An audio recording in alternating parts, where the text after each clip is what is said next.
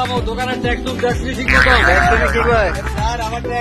এক যদি না দেয় তাহলে দোকান আজকের ভিতরে সব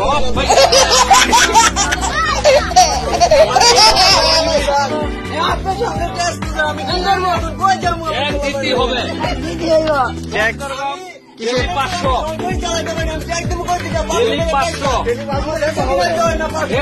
তোরা সব দোকান বাংলা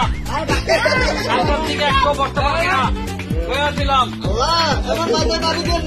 না বাড়ি দিতে হবে তবে সবে নাহলে গুলি মার আপনাদের সামনে কি করে আমার বাল বাচ্চা মেয়ে 500 টাকা দিতে হবে 500 আমি কোথায় যাবো এই সব দোকান বানাই গেলা ভাঙ ভাঙ